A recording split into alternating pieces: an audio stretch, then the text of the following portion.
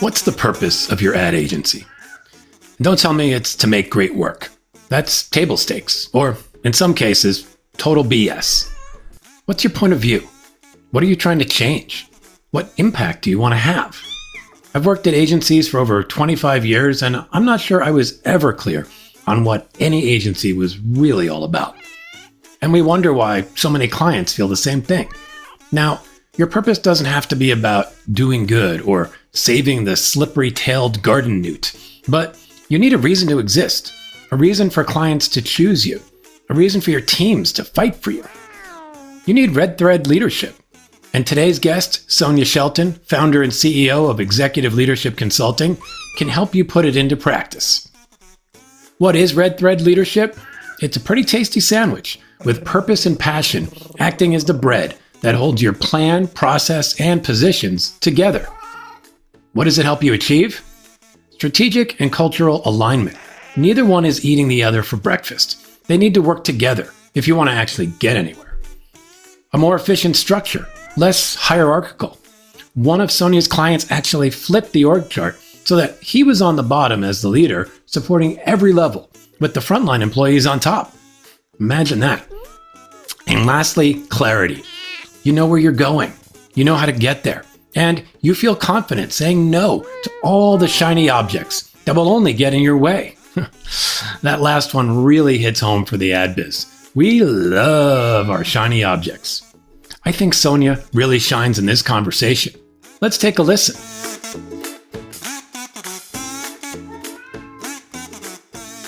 Okay, Sonya Shelton, welcome to the DesuckifyWork Podcast. Thank you for having me. I'm excited about our conversation today. Yeah, me too. I think it's going to be really fun. I know you deal a lot with leadership, and I think more than ever, we need leadership to help us through a lot of tough challenges right now. So I think this will be really fun. Yes, I agree. Yeah. Awesome. So before we dive in too deep into that, I want to give you a chance to just tell people who you are, what you do for work, and a little bit about how you came to be doing it. Yeah, absolutely. So, it kind of started before I started Executive Leadership Consulting. Mm-hmm. I worked for the Walt Disney Company. Oh, okay. And I worked there at a very interesting time. They kind of went through something similar recently, but not quite to the extent of when I went through it, where we had a shareholder revolt ousting our CEO, Michael Eisner. Mm-hmm. And I was the head of internal communications at the time. Oh, okay. Right. So you can imagine what that was like, right? Yes. A lot of politics and during the time I worked for Disney, I would say that I saw the best of the best. Disney's at least at that time, prior to that time, really known for having a really strong culture. Mm-hmm. They used this concept called synergy, which is, how do you bring the different parts of the company together and have not only having them collaborate, but actually have them make each other successful. Mm-hmm.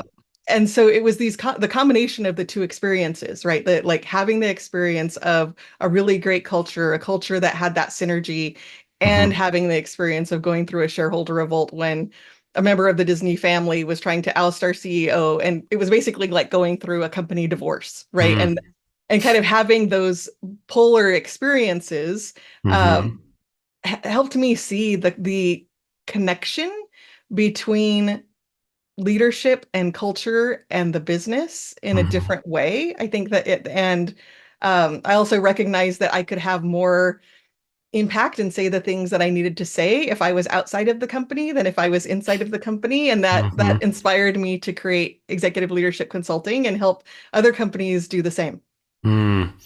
Yeah, God, that sounds like an interesting time to say the least. Yes. But I guess we learn the most during the most interesting times.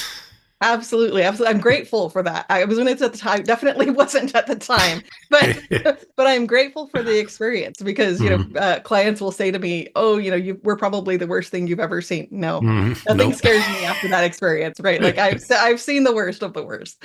Yeah, I can imagine. I can imagine that must, that the strength that you probably developed during that must serve you well when things do get a little tricky and a little tough with some of your current clients, right? Yeah, absolutely. And also a tremendous amount of compassion, Mm. because I wasn't at my best behavior Hmm. during that time. Yeah. Sometimes as leaders, we we can get impacted by the environment that we're in Hmm. and behave in ways that we know are not right. Yeah. But because we're in it, we don't notice, or we don't feel it, or we don't recognize, we don't have that awareness. And Hmm. that definitely was part of it for me too, right? So Hmm. I have tremendous compassion for leaders that are going through difficult times, going through challenging times. I think that's Hmm. every leader in every Yeah. industry today. Yeah, Right? I would say Right. so. So, Yeah. sometimes we put them in, in this on this pedestal of, because they're in leadership, especially if they're in higher levels of leadership, that, they Hmm. have all the answers, and they Hmm. don't have feelings or emotions. We kind of put that on them, and that's Yeah. definitely not the case. Yeah. I mean, Right. it's interesting, right? I mean, there's obviously a great responsibility with being a leader. And so you you do get looked at through, a finer, lens. You're really being scrutinized as a leader. And I think if you're not in that position, you can expect an almost inhuman level of behavior there, like that. Both, you almost go to the extremes. You either expect that somebody is this perfect automaton kind of leader who does no wrong, or when things get a little hairy, it's like, oh, they're some kind of evil being that is up there like Mr. Burns in The Simpsons, like, you know what I mean? And it's not to say that there aren't examples of folks who maybe come close to either end, but most of us are in the middle somewhere. We're just humans, and humans who are, given a lot of responsibility and sometimes screw up and sometimes do well and feel all the feelings that go with that. I think that's the big thing that I hear from you. It's like they're still feeling everything we feel no matter what level we're at. And I'm curious for you, working with a lot of them, do folks, particularly at the higher levels of leadership, are most in touch with the fact that they're feeling all those feelings, or do they have to be kind of brought out a little bit to be like, oh, I'm actually feeling things underneath all of this and I'm trying to push it all down? Yeah, I think, each person is different. I think Mm-hmm. the one analogy that I use, I would say almost every single client, leaders at every level, doesn't matter if you're a supervisor managing two people or you're a CEO managing hundreds of thousands, Mm-hmm. don't have the realization of what you just said Mm-hmm. about being scrutinized. And Yeah. so they're just going through their life, like doing their Mm. thing, right? Yeah. They think of themselves as anybody else. That's how they Yeah. feel, right? Mm-hmm. Um, and so I use this analogy of, you have your own personal TMZ, watching everything that you do and broadcasting it, right? And Yeah. so one example, I think, where this really landed home for me was, I had a client, who, he was a fairly new CEO that had come into this company, and he, at his previous job, it was a manufacturing company, and they had had a really bad accident Mm. in their factory. And so safety became super important to him. Again, talking about the emotional, it Mm-hmm. really hit him hard that happened on his watch. Mm-hmm. And so when he came into this new role in a new company, safety was a big thing, right? Yeah. And in some cases, people were feeling, especially in the corporate headquarters, that maybe it was a little over the top, right? Like, Mm-hmm. you can't Yeah. walk around with a cup of coffee without a lid, things like that. Got it. So, um, and one of the things he had was friends helping friends, right? So that if you saw somebody doing something that wasn't safe, you called them out. Mm-hmm. And so I was in the building. I wasn't meeting with him that Right. day, but I was in the building. I didn't work there. He went down for lunch to their Mm-hmm. to their cafeteria. He got soup and he took it back to his desk without a lid. Mm. I wasn't in the cafeteria and I wasn't an employee, and I knew about it within 10 minutes. Wow. Right? Yeah. So it's really kind of showed me, like, wow, this is a thing, right? And Mm-hmm. that's when I came up with the TMZ analogy, because I was like, it Yeah. spread like wildfire, Oh, because oh it was yeah. something that he was really touting, and then when he Mm-hmm. didn't walk his talk, everybody knew about it, right? Yeah. And I think leaders don't always think of those things. They don't realize the impact of Mm-hmm. how they're showing up and that everything is being scrutinized. And it's Mm-hmm. not just one person, like one Yeah. person seeing you be human. It's Mm-hmm. one person seeing you and broadcasting it to everyone else in the company, right? Yeah. So it's, really having that self-awareness of I'm always on stage, right? Mm-hmm. And at the same time being able to be authentic. And, Yeah. and so it kind of goes to the other extreme where leaders Mm-hmm. like maybe get too buttoned up Mm-hmm. and so that they're so buttoned up that they don't become authentic, and then the people feel that, even Yeah. they can feel the energy of they're not really being themselves. What are they hiding? What are they not telling us? And Mm-hmm. then that's when all the conspiracy theories come up, right? Yes, that's when the Right, Mr. Burns right, thing comes exactly. up. Like this is some Exactly. cold, calculating person up in the the penthouse suite, looking to ruin all of our lives for some reason. It's interesting though, like as you mentioned, this sort of low or lack of awareness of this scrutinizing that's happened. One, I think a lot of folks will be surprised to hear that. I think, I think you just assume, oh, you get to that level, but I like the way you described it. It's like, oh, they're just people. Like it's like Yeah. just people being people, just going along their lives, focused on what's in front of them, and we don't have that awareness. So what do you notice that shifts in a leader when that awareness becomes present for them? I think it's a little bit like finding that sweet spot, right? Mm-hmm. Like I think that what I see is a little bit of shock Yeah. of that um, level of scrutiny, and the implications of the things they do, and they might go to the other extreme and just be like kind of paranoid, right? Yeah. At first, right? Like Yeah. anytime we're learning something new, right? It's a Mm-hmm. little bit uncomfortable at first. Yeah. And to be able to find that sweet spot of how can I really find who I am? Mm-hmm. And one of the things that I work with leaders on is finding their personal why, right? So Mm-hmm. why do they do what they do?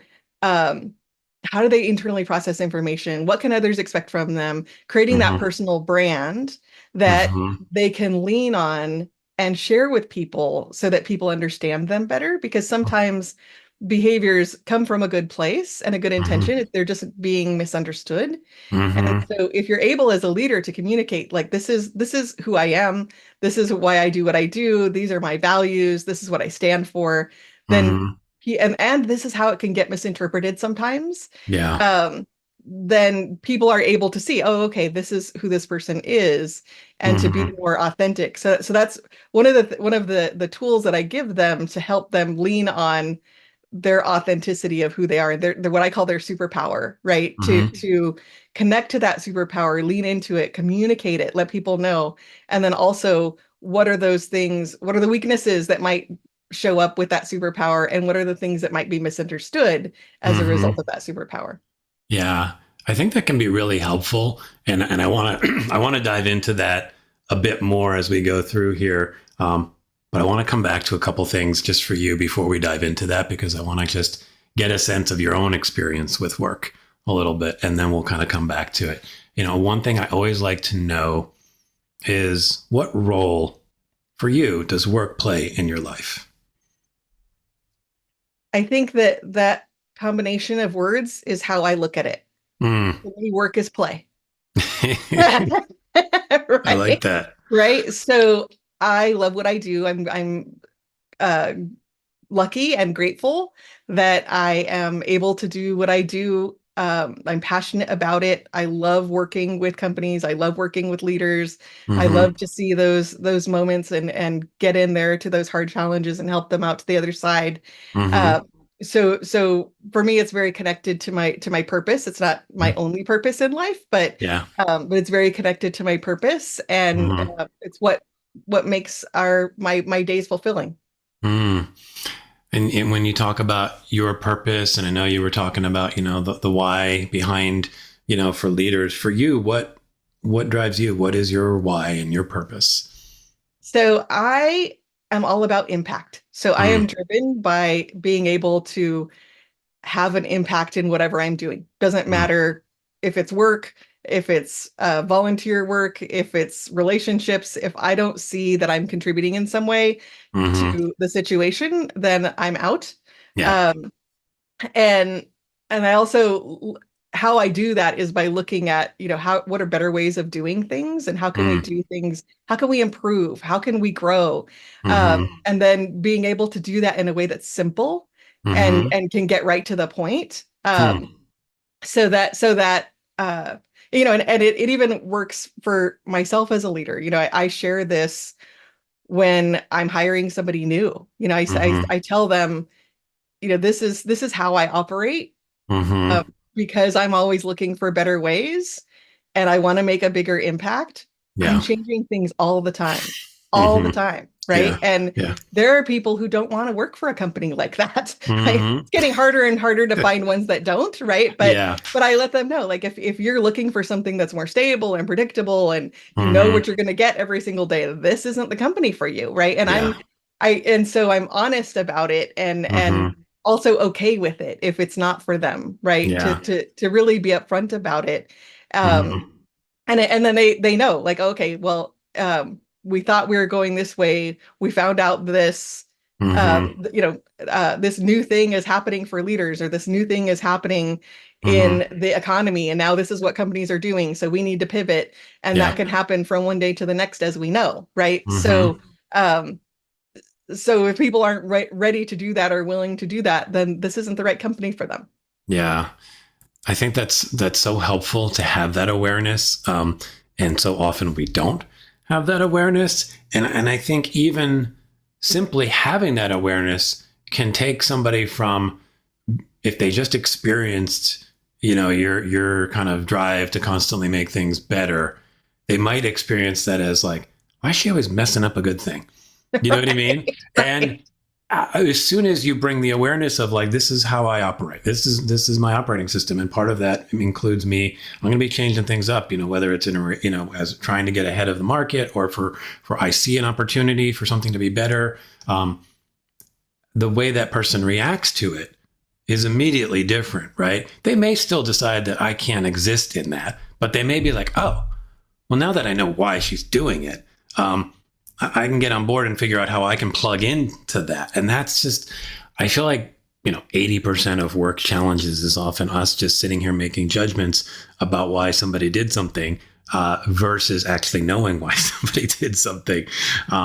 So and off of that, it maybe leads me to my next question, right? Because I think in the midst of all the change and chaos in the world, work can feel a little bit disrupted right now. And I always like to ask people, based on your own experience of seeing what you see in your own work, where does it fall? Like I used to call this suck meter. Is it like great, everything's peachy, to it's on fire? Like, what do you think sort of the state of work is today?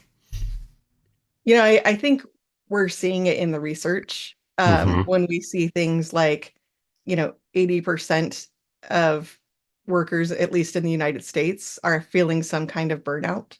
Mm-hmm. Um, that's bad, right? Yeah. Like that's high. Mm-hmm. And I understand where it's coming from. I think where, if you look at how things have progressed over time, right? That Mm-hmm. things are changing, and they're Yeah. changing faster and faster and faster and faster, right? So Mm-hmm. so the speed of technology, the speed of, um, just how we're growing as society, and in our societal culture, and how things are changing, the speed of Mm-hmm. communication keeps growing, right? Mm-hmm. Um and when you look at that, that creates a lot of uncertainty, Mm-hmm. right? So, when I first started executive leadership consulting, we used to do strategic plans that were like 5 years, right? And then it went down to 3 years.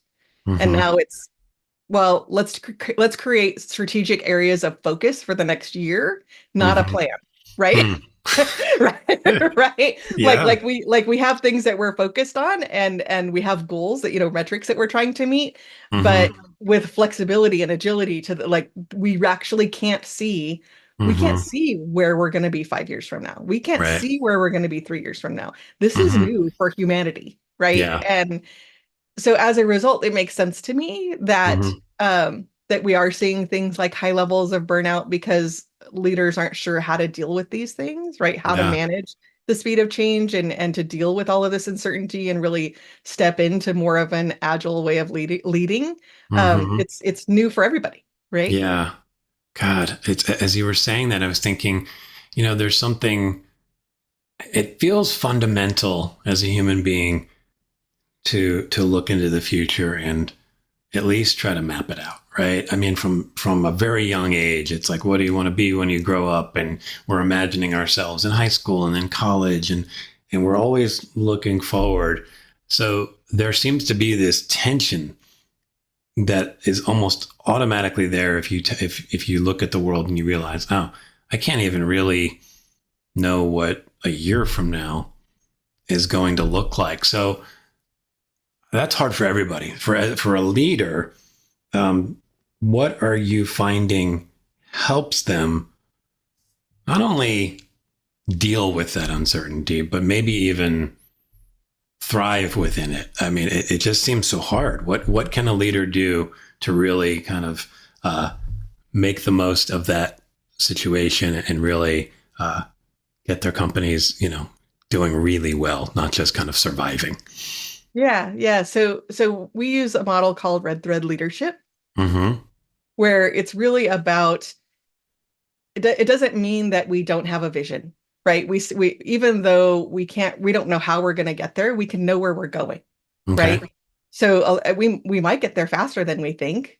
Mm-hmm. Um, how we get there might pivot, but our Mm-hmm. vision can be the same, right? Mm-hmm. And um, so it's really looking at, that combination of strategy and culture to how do you get people aligned to your Mm-hmm. strategy. I just saw a recent report that 75% of CEOs that were part of this research, so their biggest issue was alignment, Mm. right? So we, in these times of change when things are moving fast and we don't have all the answers, we need people working together. That's the only Mm-hmm. way that we survive this, right? Yeah. And so, kind of goes back to what I talked about at the beginning, with my experience at Disney with synergy. What I've Mm-hmm. seen the power of Yeah. when you have an organization that looks at the company as a whole Mm-hmm. and shared success. Like, so your success is my success, and Mm-hmm. let's look at how we can find these win-win. Mm-hmm. Um, and that's what Red Thread Leadership is really all about, is bringing people together and saying, okay, how do we connect to our vision and our strategy and where we're going as a business, and Mm-hmm. connect as our culture and how we operate and behave Mm-hmm. to be in alignment with that, so that we can be more efficient and effective with what we're doing, and can Mm-hmm. also be more agile and trust each other and work together to make this happen. Mm. I think about this experience and the culture and just this idea of alignment when things are moving. As a leader, it might be really hard to hold the vision, right? And it might be really hard to communicate maybe that you are trying to hold the vision, right? I can imagine as a lower level employee or even kind of a middle manager, and seeing all this change, it might feel like we're not grounded. I don't know what we're doing. Um, and therefore it might feel like the vision has been lost. Meanwhile, at the top, folks might be thinking, no, we're holding the vision. We're just pivoting to manage it and push it forward in different ways. So how do you help leaders? How does this red thread maybe help leaders keep everyone feeling aligned, even when there are forces that might make you not feel that way? Yeah, I think, a lot of companies have this idea of culture Mm-hmm. part of it. They don't Mm. really recognize that everything that you do as a company Mm-hmm. connects to your culture, right? Mm-hmm. Yeah. So in Red Thread Leadership, we start with purpose, Okay. right? So just like I said, with working with an individual leader, why do Mm-hmm. you do what you do? We do the same thing at the organizational level, right? To say, Mm-hmm. okay, so what's your purpose? Why are you here? Why do you Mm-hmm. exist? Yeah. How do you deliver on that why? And Mm-hmm. and what can your customers or clients expect from you? right? And that becomes that heart of the organization, and that people always can come back to that. And it becomes a decision-making tool. Yeah. There's opportunities, sometimes organizations will be excited about, the latest trend or bright shiny object, and they'll go off and like completely off their purpose and vision, off to this thing because it's trendy, Yeah. right? It really helps with decision making. Like, is this who we are? Does this connect back to our purpose on why we exist? Yeah. And helps to make decisions easier at every level of the organization. And then the second part of Red Thread leadership is the plan, right? So what is your vision? How do you want, and it's connected to the purpose. Where do you want to see this purpose go? What's your vision of where you want to see this end up in the next, maybe 10 years, right? Yeah. So kind of having that bigger picture vision of not necessarily every step along the way, as I mentioned, right? Like that strategic plan of we know exactly how this is going to go in month 1, month 2, month 3. No, but we can say, okay, we can look at this bigger vision of where we want to go, and what are our areas of focus in our strategy to move in that direction, and then looking at everything that we do. So there's 5 P's. There's plan. Or there's purpose, there's plan. And then the third is process, right? So now we get to look at every level of the organization, empowering people to say, okay, what are the processes that you're using in your job? Are they connected to our purpose and our plan? If they're not, let's talk about that, right? And that's how we can start to become more efficient. We can, a lot of organizations are looking to say, how can we save money? How can we cut costs? Well, one of the ways is to be more efficient, right? And if you're aligning everything to your purpose and your plan, every organization, I have not found one that cannot find opportunities to save money by eliminating the things that aren't part of those 2 things, right? Yeah. And so, you have especially if organizations have been around a long time, they'll say, oh, so why do we do this particular process? Why do we produce this particular report?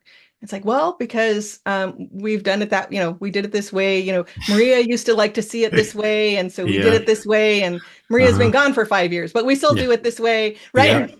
Right? And I actually had a client in marketing that was producing a report back to the divisions, and it took them a week to put this report together. And I was asking, I was like, well, okay, so how are you seeing them use this information?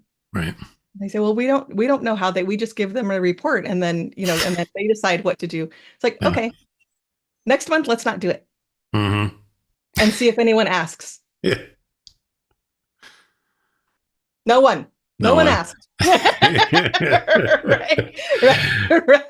Right. It's so funny. I mean, I think that is so common, and I can see how having the purpose and then the plan to support that defined clearly, and having a process for calling back to those things can create opportunity to go, yeah, is this report serving that purpose? Is this meeting serving that purpose? Is this department serving that that purpose or that plan? And that is not that common, I would say, in my experience. I mean, I think in my experience working in ad agencies, I think broadly speaking, the purpose was kind of understood that like to serve the client and do great work.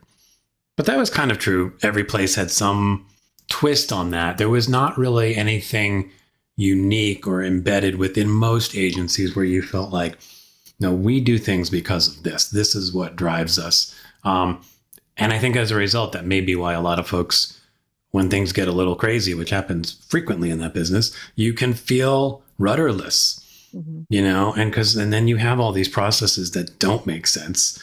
But there's really no way to decide whether another one would be better because you don't have a process or a plan to call back to. It's just like, it is, we've always done it this way, or I don't know, we think this might help, but it's not guided by anything. And when I think about a culture that really appreciates what you're doing here, And I want to go back to the why a little bit here, because having the right people paying attention to, is this aligning with our purpose and our plan? And ultimately that can be a big part of it, because I could see human nature, especially if I'm driven by certain things. Let's just say I'm driven by more better way or challenge or something like that. I'm so drawn to kind of pushing forward that every new possibility I might be able to rationalize and say, yeah, that goes to our purpose. And here's my, circuitous way that I can tie it back. Right. So how do you help teams make sure they've kind of got the people in place to sort of shepherd this red thread in the best way possible? Yeah, it's really about having everybody in the organization understand it, right? So we're talking about uncertainty, and clarity is the antidote to uncertainty. And so the really being clear about what the purpose is, but also what it's not. Yeah. Right. And so, and we actually go through that process to say, because this is our purpose, this is what we don't do. This is what we don't stand for. So for executive leadership consulting, we act because, my purpose connects to the company culture purpose, because I'm the founder. Right. Yeah. So, because I'm like, my why is impact, right? Like we have to see an impact. I've actually told clients, you know what, we're not moving forward here. And I don't see that you're engaged in this. And if I don't see an impact, I don't think it's the best fit. Right. And I'll fire the client because it's not good for anybody. Right. Like we're not going to be a company that's just about the money. That's not our purpose. Yeah. Right.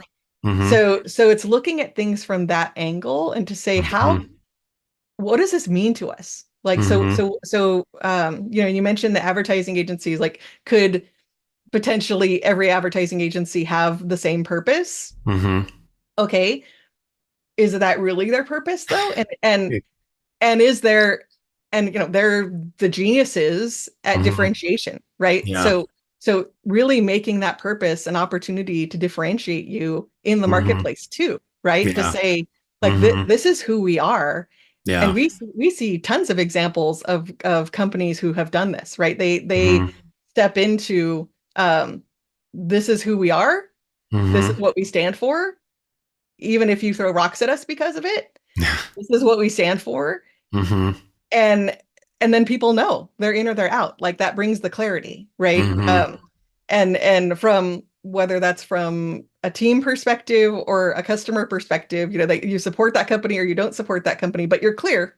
And that actually helps them grow because they can stand on that. And then the people who are gravitating towards them become raving fans because they're connecting to that purpose as a consumer of that product or service, right? And so they feel like it's part. We see companies where people feel like it's part of their identity that they're a customer of this particular company, right? Yeah, right. So that's what purpose can do, right? But it really is making it differentiating enough, and then making it clear for everybody. Yeah. And again, looking at that shared success, that win-win, with that trust, which is the foundation, to say, I see that you're excited about this, but here's who we're not, right? And so being able to create that clarity of focus as well, to say, and it might be, yes, that's not who we are today. And that's not our priority today, but maybe a year from now it is. It may be the step after where we are, right? Yeah, that's such a big part of, I know for myself, I'm experiencing this a little bit, like, what are you saying no to can be so important in your ability to grow as a business and kind of maintain some focus and not get distracted by shiny objects. And, for me, my why is to make sense of things, but my how is better way as well. And that really pulls me into a lot of directions. Everything seems exciting and filled with possibility. And I think perhaps in the advertising industry, there's a lot of folks who who have some of that, right? It's just like something new, something shiny. And I've been in places where it's like you are chasing those shiny objects. And when you don't have that core sense of who are we and who are we not, it often just becomes either I'm so just naturally attracted to the new thing that I go there, or it can become a little bit about the money side of it. I think this is going to be a great opportunity. It seems to be trending right now. And even if your core purpose is money, doesn't align for me. That's not an easy thing to do, to be just chasing trends all the time. I'm not sure that that's the smartest way to just grow your business monetarily and become a raving success that way. Because usually by the time you're chasing a trend, it's already a little bit gone, you know? So, you know, when it comes to helping people define those, what are we not? Is that something, like, is it literally written down? Like, is there like an easy way to come back to that? So if we're all caught up in the fervor of some trend or something that seems really exciting and a big opportunity, that you can really like look at and have a concrete thing. Is that how you design the way you work with this? Yes, absolutely. And to say, you know, going back to the strategy, like where are areas of focus, right? So this is what we're focused on. And like I said, you know, something might show up that you can see connecting to the vision, but it might not be for right now, because we've decided that these are the things we're focused on. This is what we need to do first. And I use the analogy of, I live in Los Angeles. So taking a trip to New York from Los Angeles, we know that our vision is to get to New York. Right. We talk about, you know, what is going to happen when we're in New York? What is it going to look like? You know, we make it very tangible on what that vision looks like. And then our strategy and our goals and our priorities are the transportation that we're going to take to get there. Right. So if you decide we're going to take a plane, because that's the most efficient way to get there. But then when you're over Arizona, a really cool car shows up and you said, land the plane, we're going to take the car, right? Right. Yeah. Is that the fastest way to get there? Right. Like, it looks cool. It's a nice car, right? But is that the fastest way to get there? Right. Yeah. So it's kind of thinking about it like that. You know, it sounds a little crazy, but it's really making it that tangible to say, yes, but is that going to, you know, it might, right? There might be a new plane that we can take that's even faster. Great. Then change. Right. Yeah. But if you don't see how it's going to get you there faster, and you mentioned, you know, some people might say their purpose is money. And I hear this sometimes from different leaders within clients. Well, our purpose is to make money. Every business purpose is to make money. Money's the outcome of your purpose. Right. And so it's not, no one's motivated by the numbers at the end of the day. Yeah. They're motivated by what those numbers can do for them. Right. Yeah. So even if they are money focused, if you don't use the money for anything, it doesn't do anything. Right. Right. So, yeah. So, but it's really coming back to, and, you know, and I even say, like, so are you going to tell your customers, consumers, clients, our purpose is to make money off of you? Like, is that going to motivate them? Right. Yeah. Oh my gosh. Yeah. That's funny.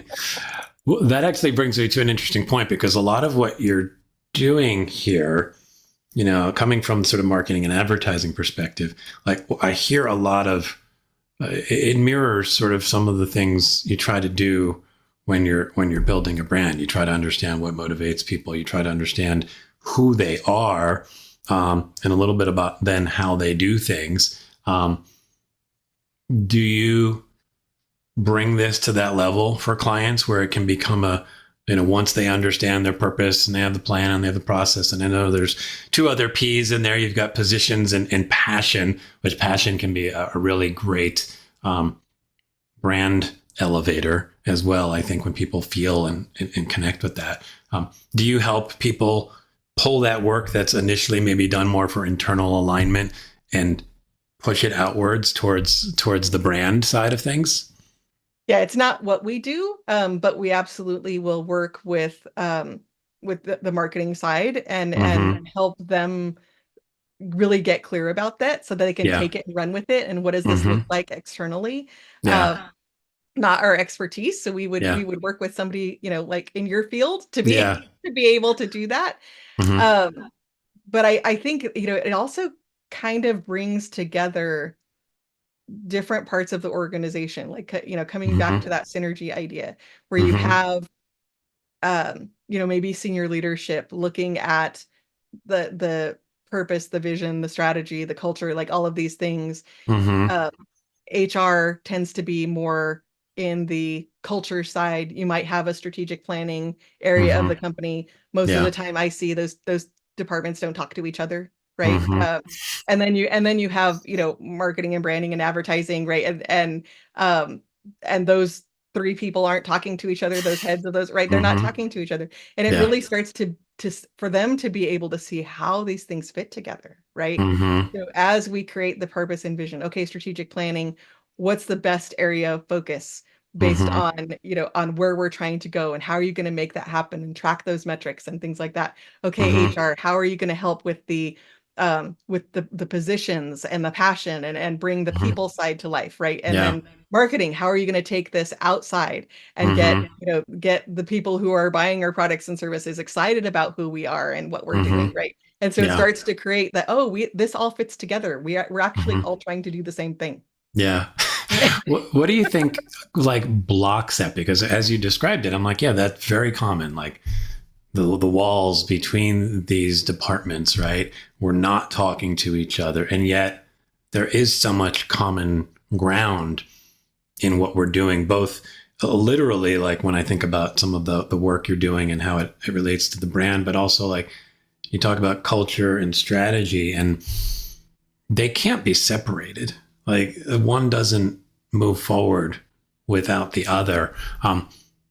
What maybe do you notice are the blocks that companies have that cause them not to see that? And then when they do see that all these pieces work together, what do they notice changes for their company?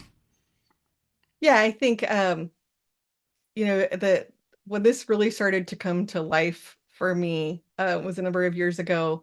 There were these two TV shows that came out around the same time. One was about Uber and one was about WeWork. Oh, yeah. I was like, these are the perfect polarities of what I talk about, right? Like Uber, 100% focused on making money, strategy, business, like the bottom line, the finances, like everything. Horrible culture at the beginning, right? Like the things that even if it might have been somewhat fictionalized, there, we hear that there was some truth to it, at least, right? And then you see the other side where WeWork was all about culture and what they thought of culture, right? And bringing people together and parties and this and that, and not focused on the business or the strategy, right? Right. And I think sometimes organizations think that because they think that they're separate, they might lean more toward one side or the other too far, rather than seeing these things come together, right? And I think a lot of it has to do with the misunderstanding of what culture is. And I see a lot of leaders trying to push new strategies in a culture that wasn't built for that, right? And so they're not actually doing the culture transformation that's required to have this new strategy, which is why I think 75% of CEOs are saying their problem is alignment, right? Is because they're not looking at these things together. Yeah. But I think, to see that they do work together isn't so common. And that but that when they do, what I have seen is exponential growth, right? You see that passion come alive internally to say, this is, we're excited about making this happen. People want to work together. People want to see themselves be successful, want to see the company be successful, want to see each other be successful when they feel like they're together that way. Yeah. And if you think about, like, even in our personal lives, like when we have a purpose, say we're moving into a new home, right? Mm-hmm. Moving is incredibly stressful, Yes. right? It's one Yeah. of the most stressful things that we can do. Mm-hmm. But we have the purpose behind it, and so we get through it, Yeah. right? And Mm-hmm. so it's the same thing in organizations. When we have that purpose and we know why we're doing, and we're trying, we see where we're going to in Mm-hmm. that vision, we Yeah. can get through those obstacles faster, and we're more likely to work together to get to them. Mm-hmm. But I think that what I see, and this is kind of new. I haven't you'll be the first to hear it because I haven't really shared it much, Okay. is kind of Cool. looking at sort of the levels of culture and collaboration. When it comes to collaboration, Mm-hmm. you have some of the more difficult cultures Mm-hmm. are about competition. Yeah. I've seen this a lot in agencies, Mm-hmm. right? Where Sure. where the competition isn't necessarily our agency against other agencies. It's my team against your team, Yep. right? Mm-hmm. That's not fertile ground for synergy, Yeah. right? That's the opposite, right? So if Mm-hmm. you have a culture of, that's like the lowest level of Mm-hmm. collaboration, is if you have a culture of competition, Yeah. right? And Mm-hmm. I think leaders think, well, if we get people like competing against each other, they'll be more motivated. Yep. Yes, maybe, but they won't work together, right? Right. They'll sabotage each other, Mm-hmm. right? Yeah. So then that hurts the company. Yeah. So then the next level would be sort of silos, right? Mm. So we're not competing against each other. I'm not competing with you, but I really don't care what you're doing. I'm doing my Mm-hmm. thing, you're doing your thing. We don't Mm-hmm. talk to each other. We're just sort of independent. Got it. Mm-hmm. Um, doesn't Again, not necessarily hurting the company, but not necessarily seizing opportunities or gaining Yeah. efficiencies that they can get. Mm-hmm. Yeah. And then the third level is collaboration, where Mm-hmm. we're we're willing to work together. We can see where there's opportunities for us to work together. Mm-hmm. We'll partner with each other on some things. Mm-hmm. So a little bit better. Yeah. And then the ultimate is synergy, right? Mm-hmm. Where I'm looking at, how can we create a win-win? How can I help you? Right? Yeah. How can I help you be successful? And by helping you be successful, I am successful. Mm. And when I was at Disney, I saw what I thought was the most genius level of this was, back in the day, we would have, the old movies would come out on DVD Mm-hmm. for a period of time Yeah. for a generation, and then they would get what's called put back in the vault, right? Okay. So then they weren't available for purchase. Mm-hmm. And then, after a period of time for the next generation, it would come out of the vault. Okay. With streaming, we don't have that anymore, but Mm-hmm. that's how it worked back in the day. Yep. So we had Cinderella coming out of the vault, Mm-hmm. and in my position, I was on the synergy team for the company. Okay. And we had these meetings where all of the divisions came together to say, what's the priority for the company right now, or the Mm-hmm. priorities coming up, and how are you going to help? Yeah. So Cinderella coming out of the vault was the big priority. You have the, parks and resorts make sense. They have Cinderella things happening. Mm-hmm. ABC, have Cinderella things happening. It makes sense.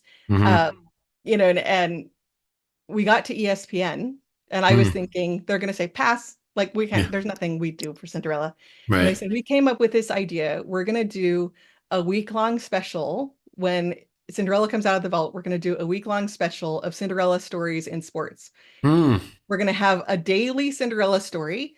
We're going to be marketing the Cinderella stories all day long. We're going to say Cinderella so many times every day, even though we're not talking about the movie. And I was like, wow. Like, Yeah. everybody would have said, if they said pass, they would have said, yeah, right? Mm-hmm.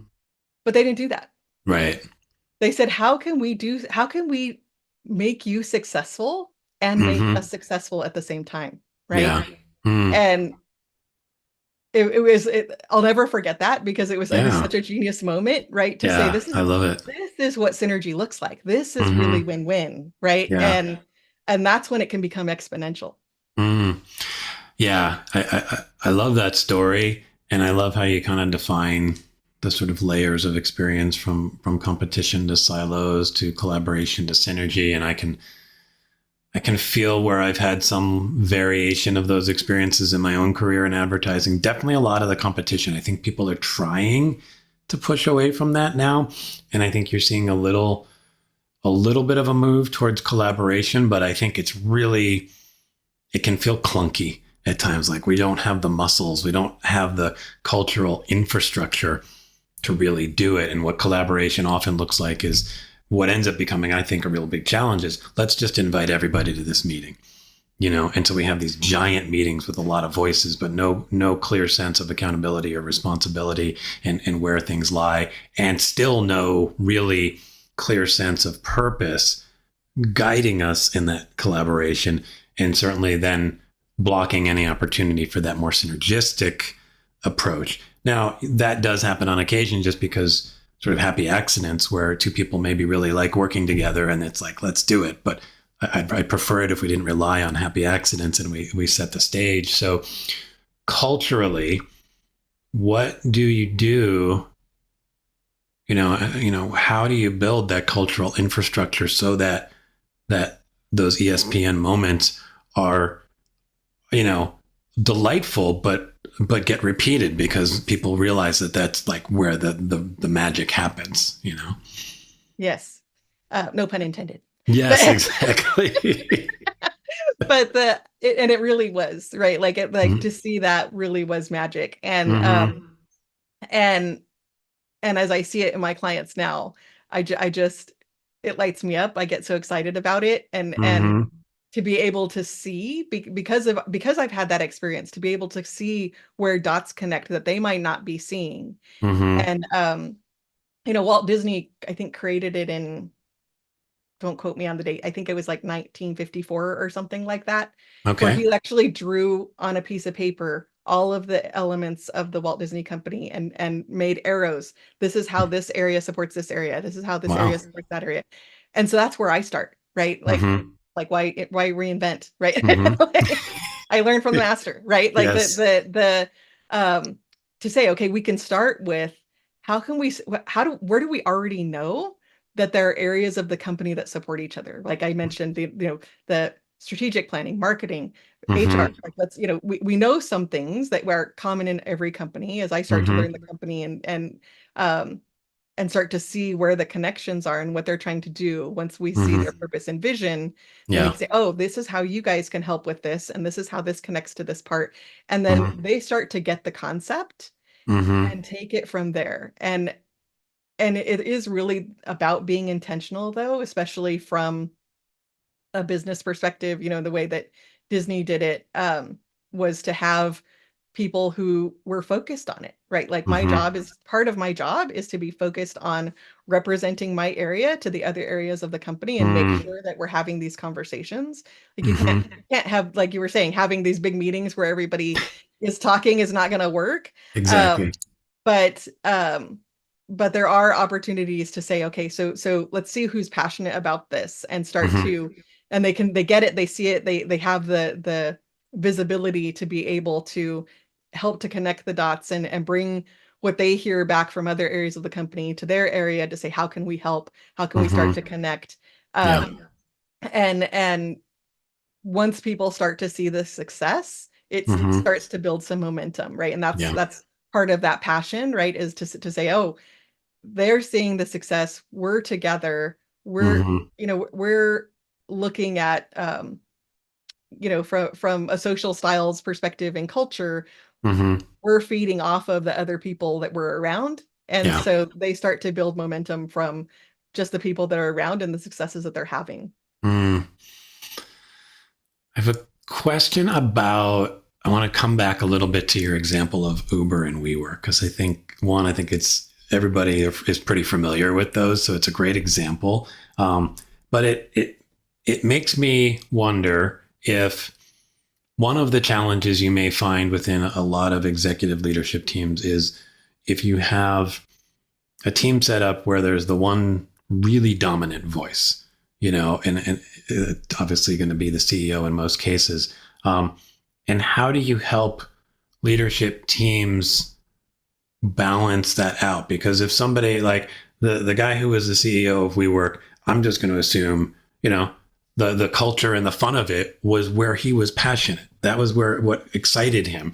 And yes, that's maybe part of the need to build your company, but you need to fill in, you need to bring in the strategy side and figure out, well, how do we connect some of this fun and excitement to business goals that ultimately make this a profitable, sustainable business? And then on the Uber side, that person was probably very nuts and bolts driven and driven by the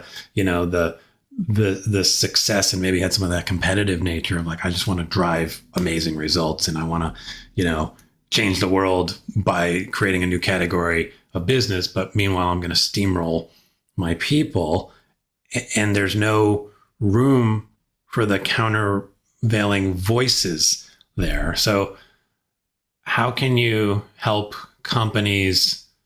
Is there some structural realignment that needs to happen at the very top level so that you have some voices that can balance out whatever the maybe primary strength or passion is for the CEO? Yes, absolutely. And I mentioned before, but didn't hit it very hard. Before we even start with purpose, Mm-hmm.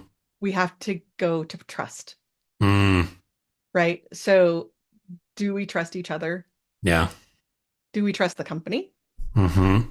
Um, and we have assessments to help to see that, and also assessments around alignment within leadership team to see where Mm-hmm. are they now, and that's kind of how we diagnose, to say like, okay, so where are you aligned with where you are today, Yeah. and do you trust each other, and do you trust the company?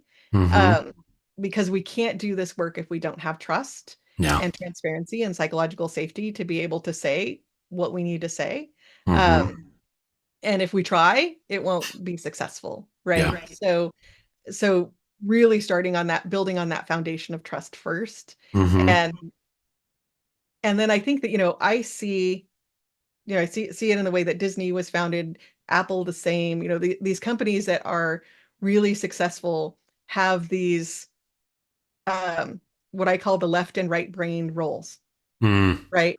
You have mm-hmm. the right brain of the visionary, the creative, the one who sees the future and sees the possibilities and all of those Mm-hmm. things. Yeah. Not necessarily good on the operations side, right? Mm-hmm. So Yeah. needs that left brain to say, okay, so how do we make this happen? How do we bring people together to make this happen?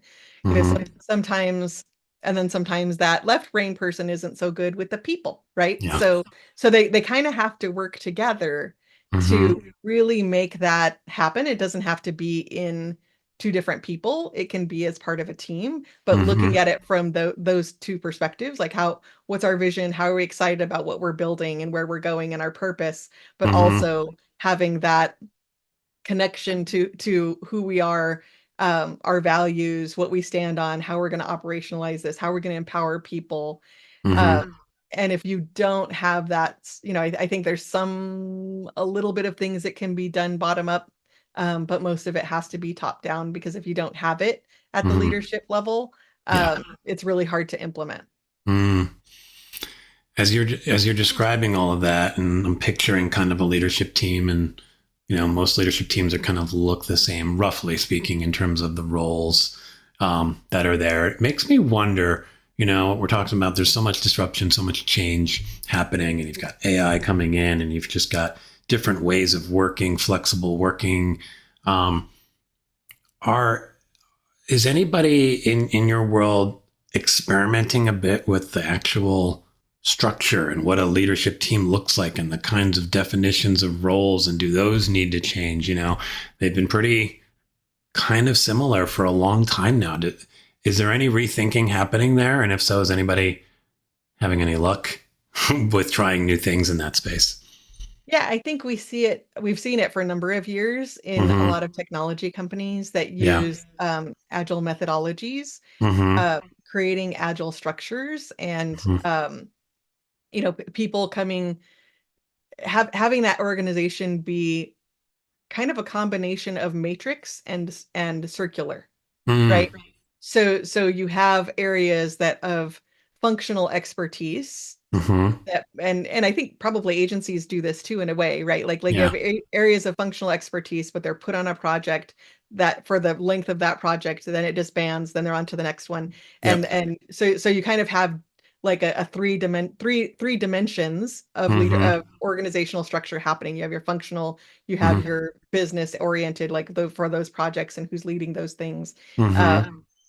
And then you have your pods of people that are working in the project, Yep. right? Which are might have, it's an opportunity to have less hierarchy in those Mm-hmm. structures, but everybody's Yeah. an expert in their area on the Mm-hmm. project and they're leading their piece of it and they're collaborating together. Yeah. I'm seeing that become, um, I think a lot of organizations are afraid of stepping into that because it's so different. Yeah. And how do you control, right? Mm. Right. Yes. Right?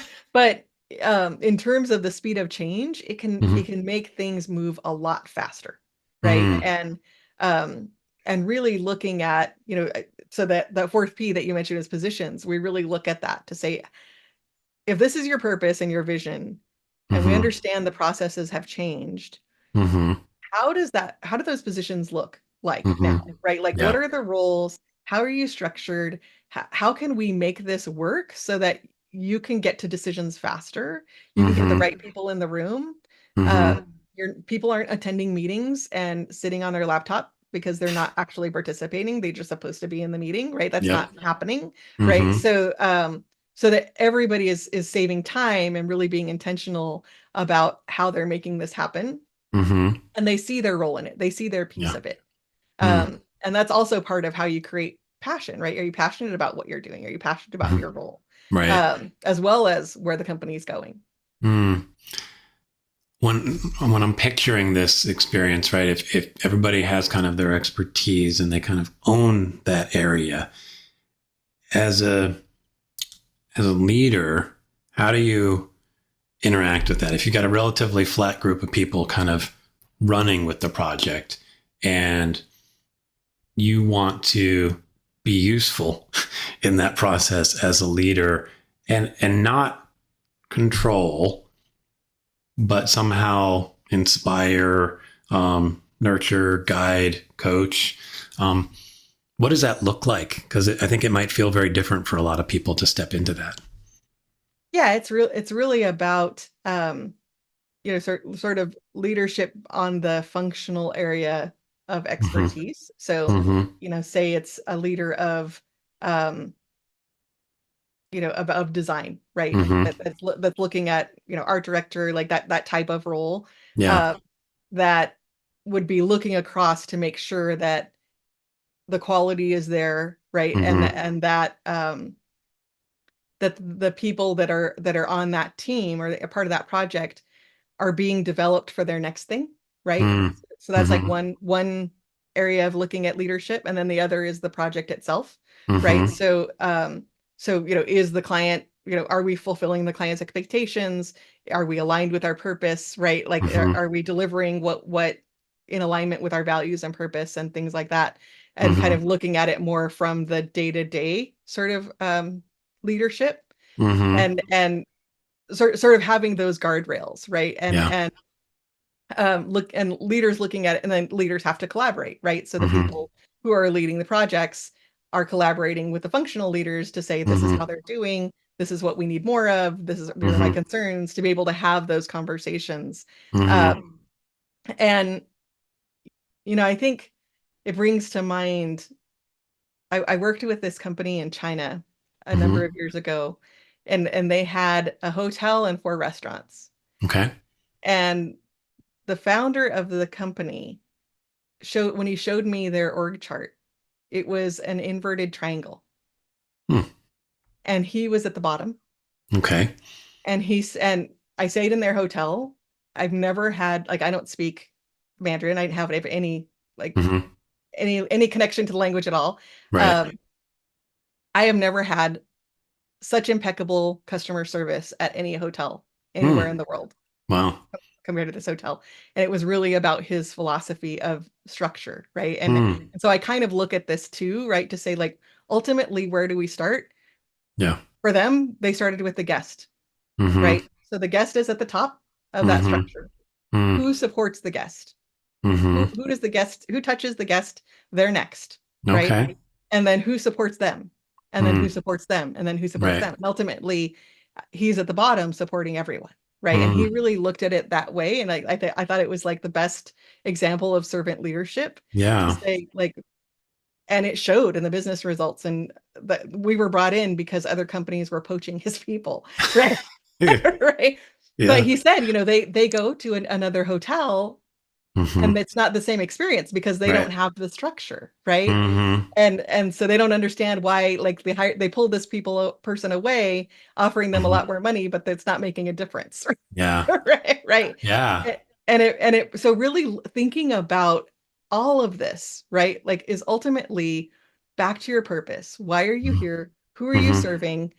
And how can we make everything that you do connect back to that? Yeah. Yeah, that seems like such a good example. It's right. It's like if their purpose is to create an amazing experience for their guests, then probably thought strategically about how to design their organization in a way that it actually supports that and built a culture along that. So yeah, you pluck somebody out of that culture with that, um, strategically aligned design of how things flow through the organization. Yeah, it's not going to be the same. I mean, you might get a little bit of cultural impact from somebody who has that mindset, but they don't have the power to impact it unless you're going to allow them to talk to the CEO and go, well, here's how we did it over here. And we need to have a similar kind of philosophy. It might be our philosophy, but we need to align with our purpose and design around that. And that doesn't happen very often, where you get to come in. If you're not as an executive, you're not really in a position to have that kind of impact. But I love that example.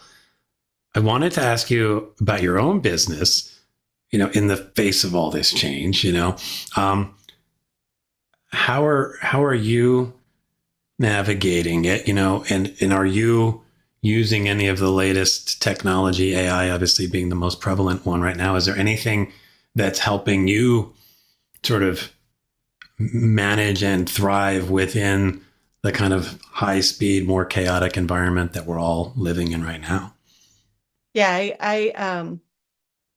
I think because my how is better way. Mm-hmm. I've always been someone who loves technology, right? Like Yeah.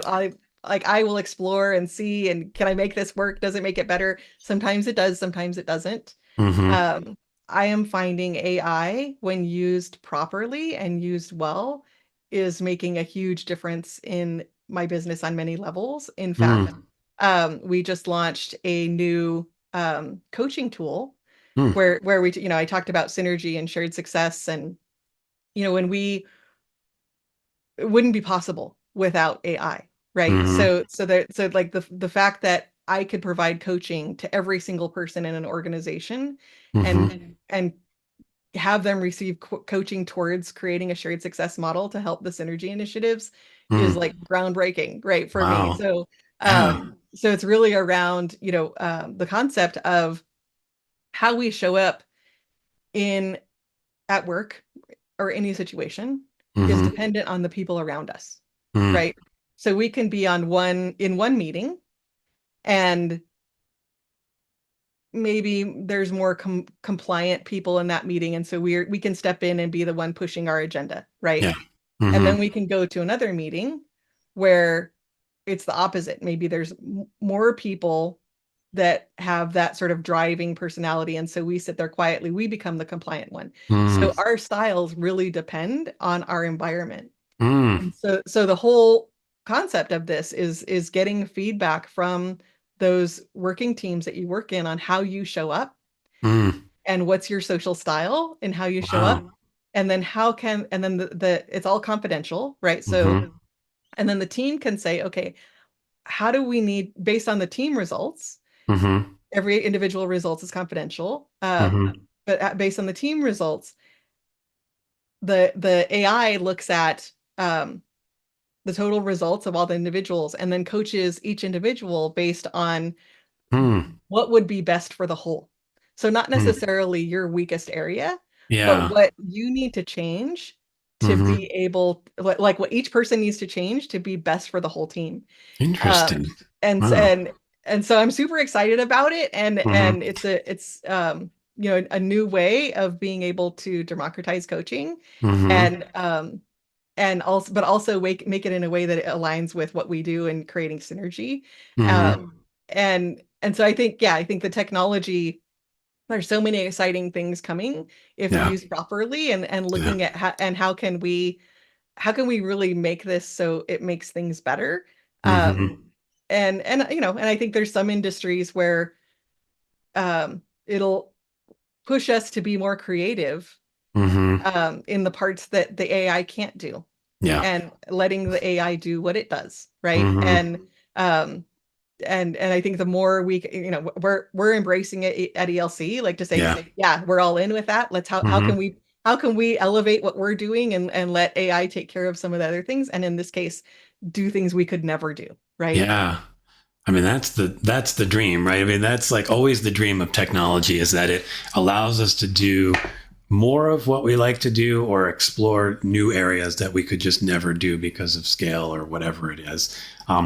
That particular application sounds really interesting. It almost sounds like it's taking some of the DISC learnings from the DISC assessment around like working styles and stuff, and then seeing how it gets altered by your environment, which I know when you do DISC, it tries to lean into that a little bit, but it's very broad. Right. And then this is like drilling it down into, okay, I show up within a certain team, or in a certain meeting, or in a certain environment, or now I'm with the client. And suddenly, even though I am, generally a more dominant personality, I'm losing some of that, or I'm letting some of that go.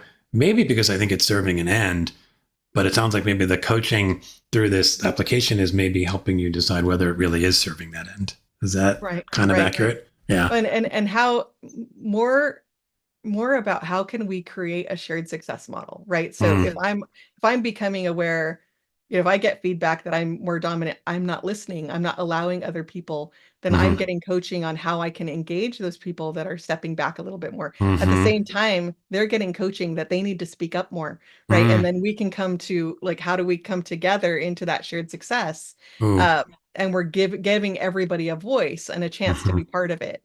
That's fun. Yeah. So it is, it's very, very interesting. And I think it's something, I think things like DISC, which we absolutely use, but a lot of our assessments are self-assessed, right? Like, how do I see myself? And this includes that, but it also looks at how other people see you, right? So to say, how is it coming across? Like, you think you're this, but how is it really coming across? Wow, that's cool. I may want to talk to you after this about that, because that sounds really fascinating. Yeah. I love the sound of that. One of the things I like to always do is I ask the previous guest to have a question for the current guest, and then I'm going to ask you to give a question to the next guest. So our previous guest was a guy named James Madison, he's a coach, and he really dives into purpose. So this feels really well aligned with a lot of what you're talking about. This question may put you on the spot a little bit, so if you don't have an immediate answer, that's okay. But this is something he does with a lot of his clients. He asks, what is your purpose in 3 words or less?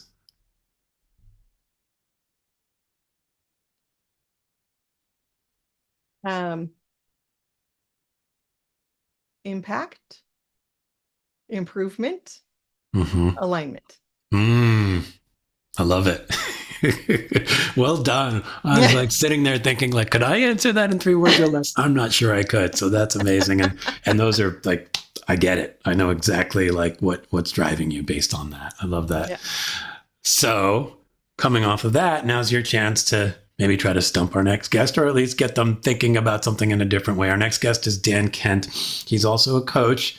He's a podcast host, and he works a lot with leaders. So again, some alignment with what you do. Do you have a question for Dan that I could pass along for that one? I do. So I saw that Dan does a lot on like business process, getting the fundamentals of business, and for people who want to connect their business to how they want their lives to be. And that's kind of how I read what he does. And so my question for him is, how do you align your business and personal purpose so they're working together and supporting each other? That is a wonderful question. It's another one where I'm like, I don't know if I would know how to answer that question, but I want to think about it, right? Because I think that can often be a source of tension in people, the personal and the work. And if we do have a purpose in each place, do they align? Are they at odds, and how does that affect us in terms of how we show up in either side? Because the lines get blurred at times between work and personal. And if they're not aligned, we could feel that tension, and that tension could show up in how we lead or interact with other people. I love that. I'm very curious. Dan is a very thoughtful guy. I imagine he'll have a really wonderful answer to that. And I'll be thinking about that one too, because I love that question. Yeah. A question I like to ask as we start to wind down here, we're talking about leadership and ways to make, work better through culture and strategy and all these wonderful things, and leading with purpose. If you can kind of like magically use a magic wand and whip all this stuff together to create a fully desuckified work world, what does that look like for you? It would be having organizations that are purpose driven, where each person can see how their fulfillment is coming from fulfilling both their purpose and the organization's purpose, and in a way that they want everyone around them to be successful. I like the sound of that, and I like that you're out there trying to make that happen for people, because I think that's how this stuff happens. We can obviously try to wish it into the world, but it starts to happen when we step into the world with our own purpose that serves that end. And I know you're doing a lot of that work. So I appreciate that that's what you're doing. I want to have a little fun here before we go. I like to use sound effects. I know you've listened to some of my episodes, and I'm a cat guy, so you'll hear cat sounds and some other silly sounds in there. And I always ask the guest if they're open to contributing a sound that will probably show up at least in the intro of the episode. Might show up somewhere else if it makes sense. So what is your desuckified sound effect? So you challenged me to do it myself. So my sound effect is connected to the previous question on if I could wave a magic wand, what would it be like?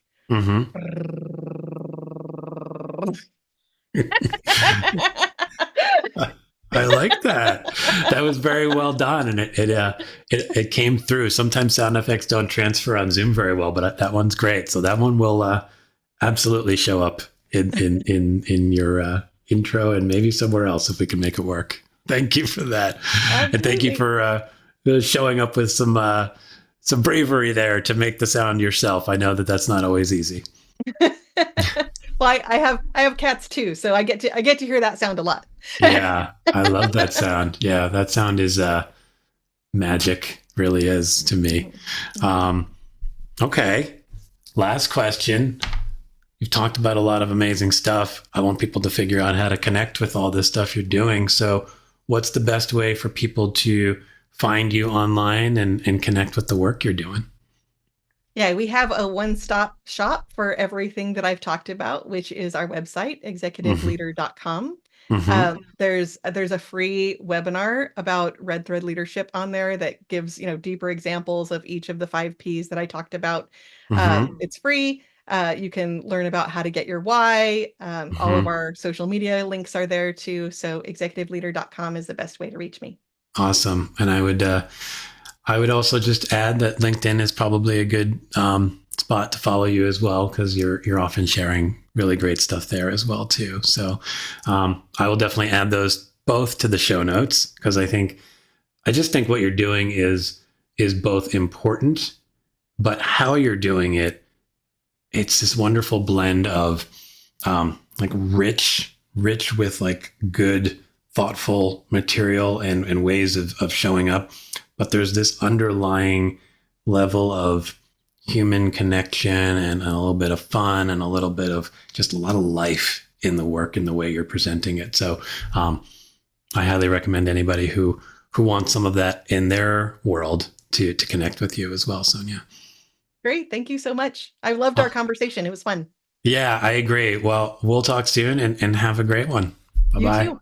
Bye-bye. Thanks, everyone, for tuning in to the DesuckifyWork Podcast.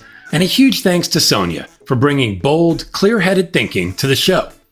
If you enjoyed the episode, please like, share, rate, review, subscribe, or consider getting stranded on a deserted island and spelling out DesuckifyWork as my favorite podcast using palm fronds and bamboo shoots. You may not get rescued, but your support won't go unnoticed here on the mainland. You can follow Sonya on LinkedIn and check out her site at executiveleader.com. While you're there, be sure to explore the free webinar on Red Thread Leadership. I would love it if you also explored my site and my Substack newsletter. I'm on a mission to make work suck less, and I'd love for you to join me. Want to make that desuckification happen ASAP? Let's set up a free half-hour coaching session. Bye, everyone.